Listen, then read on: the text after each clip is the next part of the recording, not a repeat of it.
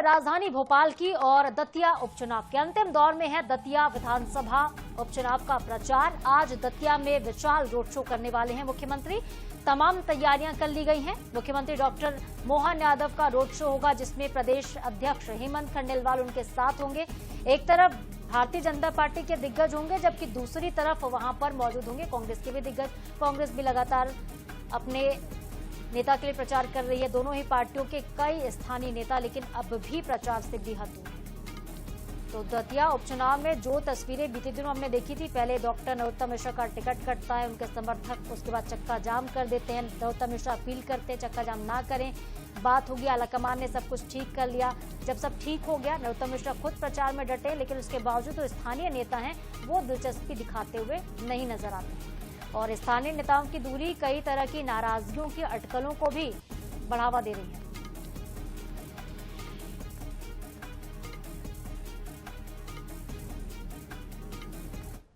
कांग्रेस तो हमेशा ही दावा करती है। पश्चिम बंगाल में भी किया था, दिल्ली में भी किया, बिहार में भी किया, महाराष्ट्र में किया। उनके तो दावे होते ही रहते हैं। भ्रम फैलाने की राजनीति अक्सर वो करते हैं।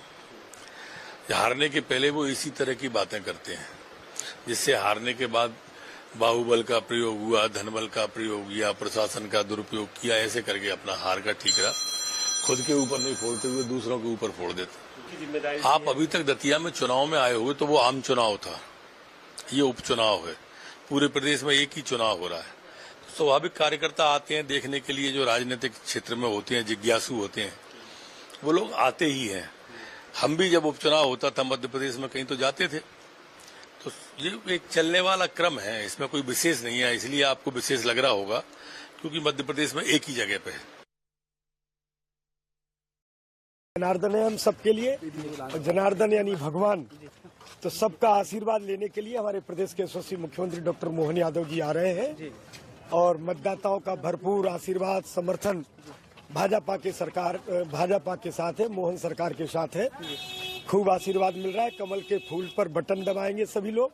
और 30 तारीख को आपके ध्यान में रहे, सभी मतदान केंद्रों पर एक तरफा भारतीय जनता पार्टी जीत करके आएगी।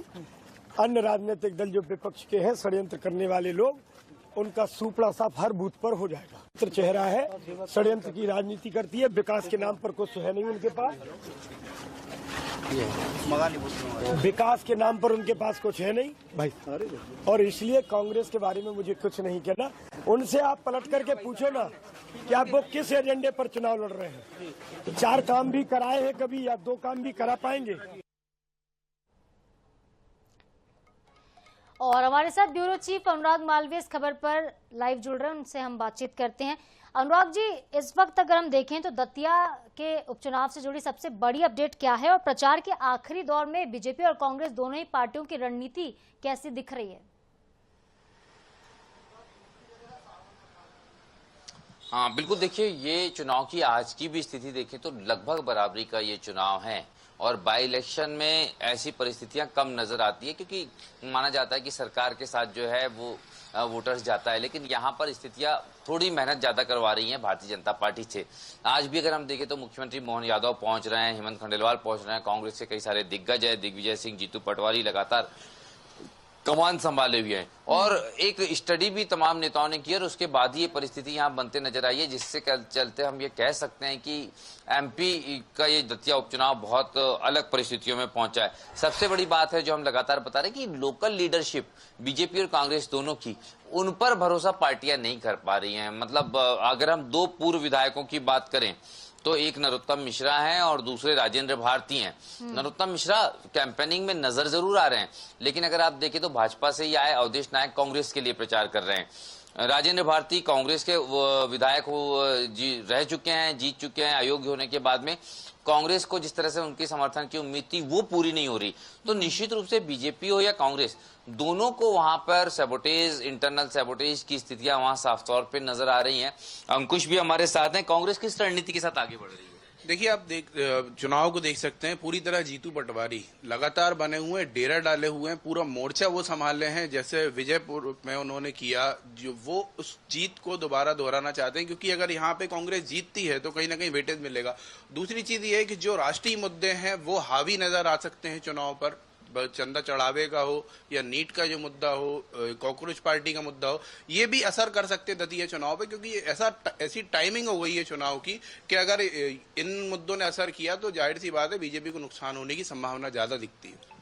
इसमें एक और बड़ी बात है, अगर उसको देखें हम तो दामोदर यादव भी एक इलेक्शन लड़ रहा है, एक चेहरा, तो कहीं ना कहीं जातिगत समीकरण बहुत महत्वपूर्ण है दतिया की। अगर आज की अपडेट की बात करें, अब ये पूरा की पूरा इलेक्शन दो महत्वपूर्ण चीजों पे केंद्रित हो गया है। एक, लोकल लीडरशिप अपनी अपनी पार्टी की उनको कितना सपोर्ट करती है, दूसरा जातिगत समीकरण। हमने देखा भरत सिंह कुशवाहा बीजेपी से जो हैं वो प्रभारी हैं, सिद्धार्थ कुशवाहा कांग्रेस से प्रभारी हैं, सबसे ज्यादा वोट बैंक वहां कुशवाहा का है, लेकिन दामोदर यादव जो है दलित वोट बैंकों में कहीं ना कहीं सेंध लगाने की कोशिश कर रहे हैं। इतने सारे समीकरण वहां बन गए कि कोई भी पार्टी स्ट्रेटेजिकली कहीं पर भी ये विश्वास नहीं कर पा रही कि हम इस रणनीति से जीत ही जाएंगे।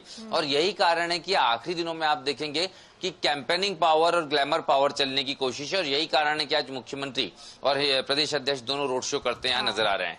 बिल्कुल अनुराग जी, आपने सही कहा। अंकुश जी बताए थे कांग्रेस की क्या स्ट्रेटेजी दिख रही है, लेकिन अगर स्थानीय नेताओं का साथ नहीं मिलेगा तो थोड़ा मुश्किल लगता है, भले दिग्गज वहां पर क्यों ना जाएं, क्योंकि हम देखते हैं कई बार स्थानीय चेहरों को जो जनता उतनी ज्यादा महत्व देती है।